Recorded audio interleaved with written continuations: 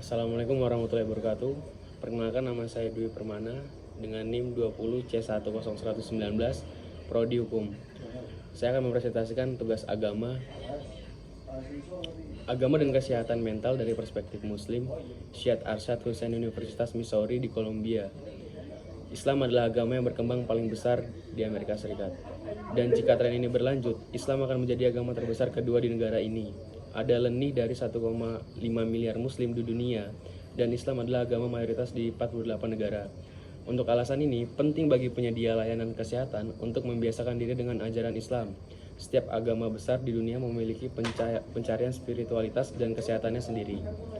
Pencarian religius secara umum memberitahu kita tentang susunan dasar manusia, kelemahan batinnya, kualitas potensial, dan kebutuhan akan keperangkat prinsip panduan untuk menjadi kehidupan yang bermakna dan mencapai keadaan pikiran yang sehat. Dari bab ini, beliau mencoba mengilustrasikan sistem spiritual dan nilai yang didekatkan Islam pada kesehatan spiritual, mental, dan fisik umat manusia. Latar belakang sejarah Islam. Islam adalah agama semit besar terakhir. Kata Islam berarti damai dan tunduk pada kehendak atau hukum Tuhan. Hukum Islam diturunkan kepada Nabi Muhammad selama periode 23 tahun, dimulai pada tahun 610 Masehi dan disimpan dalam kitab suci Al-Quran. Nabi Muhammad lahir pada tahun 570 Masehi di Makkah. Ayahnya meninggal sebelum ia lahir dan ibunya meninggal ketika ia umur 6 tahun. Nabi Muhammad pertama kali dibesarkan oleh kakeknya. Nabi Muhammad dipilih sebagai nabi bagi bangsanya. Nabi Muhammad masih sangat sedih. Malaikat Gabriel muncul di hadapannya beberapa kali dan akhirnya meyakinkannya bahwa apa yang dia alami bukanlah isapan jempol dari imajinasinya. Setelah yakin akan kenabiannya, Nabi Muhammad menerima tugas berat yang diberikan oleh penciptaannya.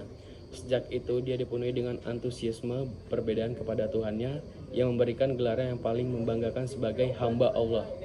Ayat-ayat yang diturunkan kepada Nabi Muhammad ketika dalam keadaan kesurupan selama 23 tahun berikutnya dianggap suci oleh umat Islam sebagai firman Tuhan. Pada saat wafatnya Nabi Muhammad pada bulan Juni 632 Masehi, seluruh Arab telah memeluk Islam. Penggantinya para khalifah yang dipilih oleh rakyat ditunjuk sebagai kepala negara dan komunitas religius, tetapi tidak memiliki kekuasaan untuk mengeluarkan hukum atau mendefinisikan dogma. Seluruh Islam, baik pribadi maupun publik, diatur oleh hukum Islam. Mereka menyebarkan domain Islam dalam satu abad dari pantai Afrika Utara hingga jauh ke Asia Tengah hingga India. Berikut ringkasan isi artikel Islam. Apabila ada kesalahan dan kekurangan kata, saya mohon maaf yang sebesar-besarnya. Waalaikumsalam warahmatullahi wabarakatuh.